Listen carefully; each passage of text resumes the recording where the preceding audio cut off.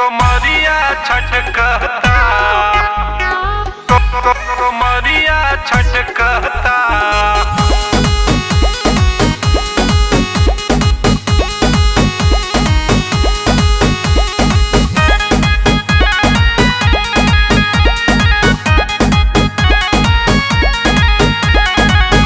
ऐसे देखो तारका घूर घूर के हाथ लगे ना अंगूर लंगूर के।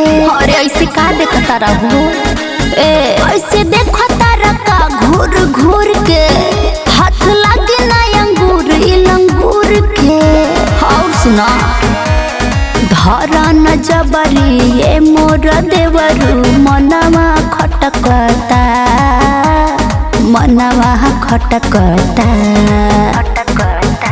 अरे बुझल कारी के सिया पीछे से भौजी गजबे लटकता। कारी के सिया पीछे से भौजी गजबे लटकता।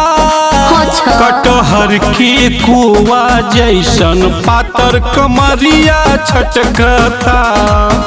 कटहर के कोवा जैसन पातर कमरिया छटकता। यह सब देखला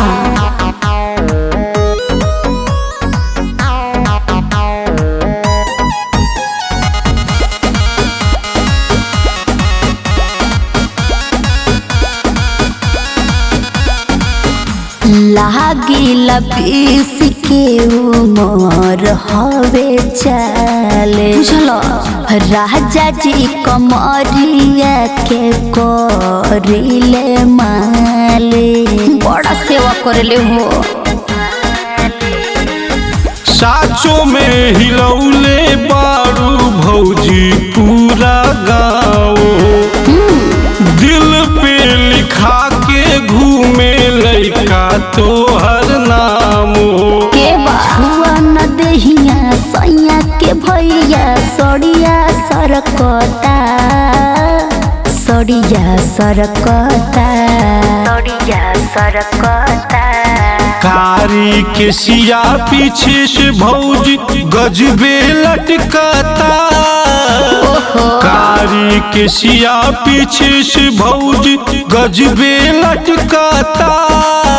कटहर के कोवा जैसन पातर कमरिया छटकता। कटहर के कोवा जैसन पातर कमरिया छटकता।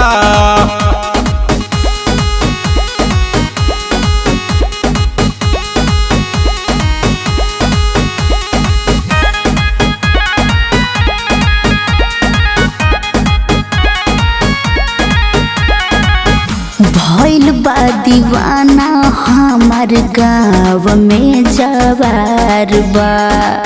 सबका पे चढ़ल हमार प्यार के बोखार बा।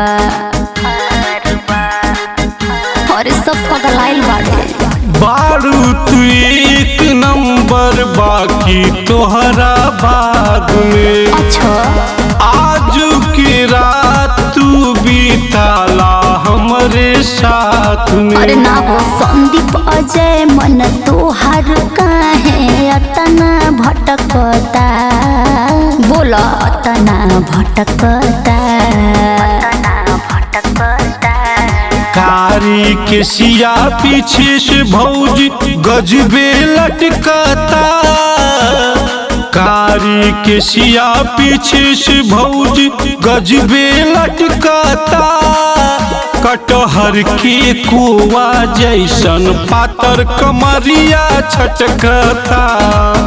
कटहर के कोवा जैसन पातर कमरिया छटकता। तो देखिए कि सब्र करा।